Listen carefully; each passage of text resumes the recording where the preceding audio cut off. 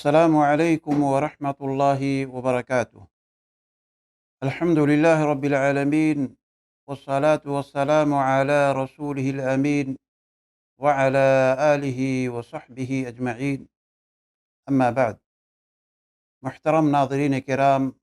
اور عزیز ساتھیو، مجالس رمضان کی یہ 20ویں نشست ہے۔ آج کی اس نشست میں دعا کی اہمیت، آداب اور قبولیت اور اس کے مقام اور اوقات کے بارے میں گفتگو کی جائے گی۔ اللہ تعالیٰ نے اس کائنات میں تمام مخلوق کو ابتدائی آفرینش ہی سے آرام و تکلیف، خوشی و غمی، صحت و بیماری میں مبتلا فرمایا ہے، اور پھر اس سے بچنے کے لیے مختلف طریقے بتلائے ہیں، جسے اختیار کرنے سے رنج و غم، کرب و علم اور مصیبت و پریشانی دور ہو جاتی ہے۔ اور ان سے بچنے کا سب سے بہترین طریقہ اور بہترین علاج دعا ہے، کیونکہ اللہ تعالیٰ کے نزدیک دعا ایک عظیم عبادت مانی جاتی ہے، اور ہر عبادت کی روح دعا ہی سے ظاہر ہوتی ہے۔ جب انسان اللہ تعالیٰ سے گریہ وزاری کرتا ہے، اللہ کے سامنے روتا ہے، سجدہ ریز ہوتا ہے، تو اللہ رب العالمین ایسے بندے سے کافی خوش ہوتا ہے، اور اسے وہ تمام چیزیں عطا کرتا ہے جسے اسے ضرورت پڑتی ہے۔ چنانچہ اللہ تعالیٰ نے قرآن مجید کے اندر ارشاد فرمایا، وقال ربکم ادعونی استجب لکم، اور تمہارے رب کا فرمان سرزد ہو چکا ہے کہ مجھ سے دعا کرو، میں تمہاری دعاؤں کو قبول کروں گا۔ ایک اور مقام پر اللہ تعالیٰ نے ارشاد فرمایا، وَإِذَا سَأَلَكَ عِبَادِي عَنِّي فَإِنِّي قَرِيبٌ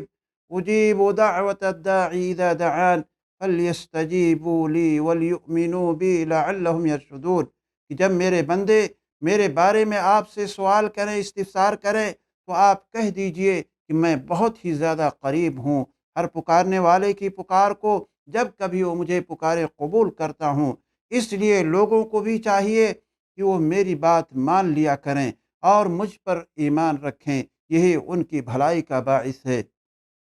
حدیث کے اندر آتا ہے، سیدنا نعمان بن بشیر رضی اللہ تعالی عنہ سے مروی ہے، وہ بیان کرتے ہیں کہ پیارے حبیب صلی اللہ علیہ وسلم نے ارشاد فرمایا، الدعاء هو العبادہ، بے شک دعا ہی عبادت ہے۔ دعا کے ذریعے انسان کی تقدیر میں تبدیلی ہو سکتی ہے، جیسا کہ سلمان فارسی رضی اللہ تعالی عنہ سے مروی ہے، وہ بیان کرتے ہیں کہ پیارے حبیب صلی اللہ علیہ وسلم نے ارشاد فرمایا، لا يرد القضاء الا الدعاء ولا يزيد في العمر الا البر، کوئی فیصلہ نہیں لوٹایا جاتا ہے مگر دعا کے ذریعے، اور عمر میں زیادتی نہیں کی جاتی ہے مگر نیکی کے ذریعے۔ اللہ تعالیٰ کے نزدیک دعا کرنے والے سب سے محبوب مانے جاتے ہیں، اور اس کے برعکس وہ افراد جو اللہ تعالیٰ سے کبھی دعا نہیں کرتے، ایسے افراد کے اوپر اللہ رب العالمین غضبناک ہوتا ہے۔ چنانچہ حدیث کے اندر آتا ہے کہ آپ علیہ الصلاۃ والسلام نے ارشاد فرمایا،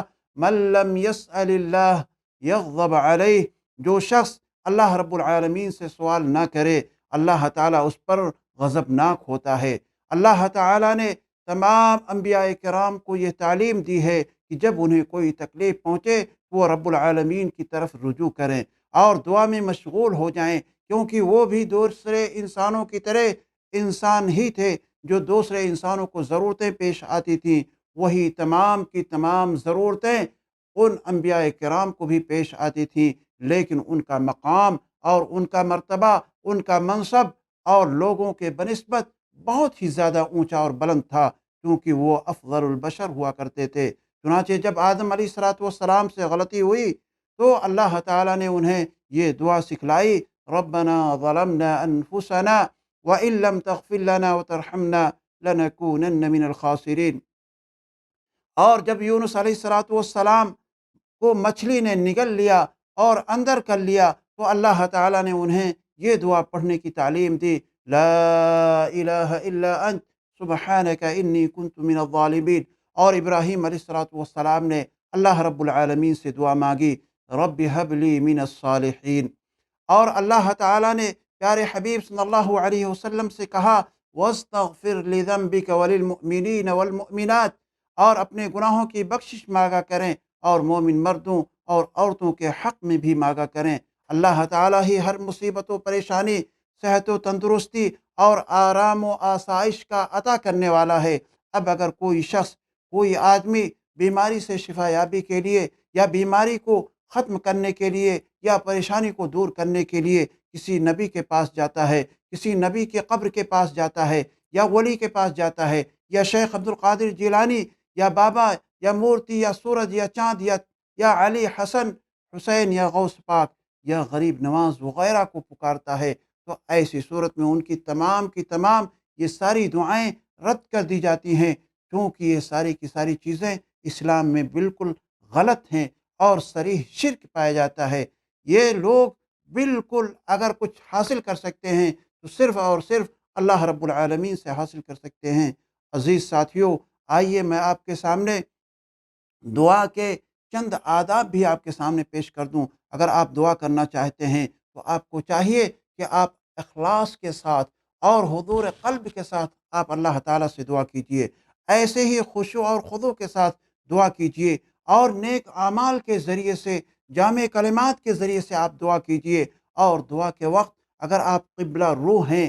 قبلہ کی طرف رخ کیے ہوئے ہیں، تو یہ اور اچھی بات ہے۔ اسی طریقے سے جب بھی آپ دعا کریں تو دعا کرنے سے پہلے آپ کو چاہیے کہ اللہ تعالیٰ کی تعریف اور اللہ رب العالمین کے حمد و ثنا بیان کیجئے، پھر پیارے حبیب جناب محمد رسول اللہ صلی اللہ علیہ وسلم کی ذات گرامی پر درود شریف پڑھیے، اور اسی طریقے سے اللہ تعالیٰ کے بے شمار اسماء حسنہ ہیں، ان تمام اسماء حسنہ کے ذریعے سے آپ اللہ تعالیٰ سے دعا کیجئے۔ اور ایک بات ضرور یاد رکھیے کہ دعا کرنے کے اندر کسی طرح سے عجلت نہیں ہونی چاہیے، جلد بازی نہیں ہونی چاہیے۔ اور ایک شرط اور بھی ہے، یا ایک ادب اور بھی ہے، کہ دعا میں آپ کبھی بھی شرط نہ لگائیں، اور یہ دعا صرف اپنے لیے خاص نہ کریں، بلکہ اس دعا کو آپ عام لوگوں کے لیے اور تمام دنیا کے مسلمانوں کے لیے کریں، کیونکہ آپ دعا ایک ایسی ذات سے کر رہے ہیں جس کے یہاں کوئی چیز محصور نہیں ہے، کوئی چیز خاص نہیں ہے، اس کے دربار میں، اس کے خزانے میں کوئی کمی واقع ہونے والی نہیں ہے۔ اس کا خزانہ بہت ہی زیادہ کشادہ ہے، جتنا آپ کو دے گا اتنا دوسرے افراد کو بھی اللہ رب العالمین دے سکتا ہے۔ عزیز ساتھیوں، دعا کے اوقات کے تعلق سے بھی ہمارے لیے جانکاری ضروری ہے۔ اگر ہم اپنی دعا کو اللہ کے دربار میں قبولیت کے مقام کو پہنچانا چاہتے ہیں تو ہمیں چاہیے کہ ہم سجدے کی حالت میں دعا کریں، ہمیں چاہیے کہ ہم اذان اور اقامت کے درمیان دعا کریں، ہمیں چاہیے کہ رات کے آخری حصے میں اٹھ کر کے جب ساری دنیا، سارے لوگ سو رہے ہوں تو اس موقع پر ہم دعا کریں۔ اسی طریقے سے ہم اگر جہاد میں شریک ہیں تو ایسے موقع پر وہاں پر دعا کرنا، یہ بھی دعا کی قبولیت کا ایک وقت ہے۔ اسی طریقے سے جمعہ کے دن، اور خاص کر کے عصر کی نماز سے لے کر کے مغرب کی نماز کے درمیان دعا کرنا، یہ بھی قبولیت کے اوقات میں سے ایک وقت ہے۔ اور ہم اور آپ آج کل ماہ رمضان سے گزر رہے ہیں، ماہ رمضان میں افطاری سے پہلے یہ دعا اللہ کے دربار سے رد نہیں کی جاتی ہے۔ عزیز ساتھیوں، دعا کی قبولیت کے مقام کا بھی ذکر کر دینا میں مناسب سمجھتا ہوں۔ ان مقامات میں سے ایک جگہ یہ ہے کہ اگر اللہ تعالیٰ نے آپ کو توفیق دی تو اگر آپ بیت اللہ شریف کے اندر داخل ہوئے تو اندرونی حصے میں جو دعا کی جاتی ہے اللہ اسے قبول فرماتا ہے۔ ایسے ہی صفا اور مروہ پہ کھڑے ہو کر کے اللہ رب العالمین سے جو دعا کی جاتی ہے اللہ اسے قبول فرماتا ہے۔ ایسے ہی میدان عرفات میں پہنچ کر کے وہاں جو دعائیں کی جاتی ہیں وہ ساری کی ساری دعائیں اللہ تعالیٰ قبول فرماتا ہے۔ اسی طریقے سے مزدلفہ میں مشعر حرام کے پاس جو دعا کی جاتی ہے وہ بھی دعا قبول کی جاتی ہے۔ اسی طریقے سے کنکری مارتے وقت بھی جو دعائیں کی جاتی ہیں وہ دعائیں بھی اللہ تعالیٰ قبول فرماتا ہے۔ محترم ناظرین کرام، اگر آپ چاہتے ہیں کہ آپ کی دعا قبول کی جائے تو آپ کے لیے ضروری ہے کہ معصیت سے اور برائی سے اپنے آپ کو دور رکھیں، صلہ رحمی کو نہ توڑیں، حرام مال سے اپنے بچوں کی پرورش نہ کریں، اور سود وغیرہ نہ کھائیں، اور بھلائی کا حکم دیتے رہیں اور برائی سے روکتے رہیں۔ انشاءاللہ آپ کی دعا رد نہیں کی جائے گی، اللہ کے ہاں قبولیت کے مقام کو پہنچ جائے گی۔ ہم اللہ تعالیٰ سے دعا کرتے ہیں کہ الہ العالمین ہمیں سچے دل سے دعا کرنے کی توفیق عطا فرما، اور ہمیں اپنی زبان کے حفاظت کرنے کی توفیق عطا فرما۔ وآخر دعوانا ان الحمد للہ رب العالمین۔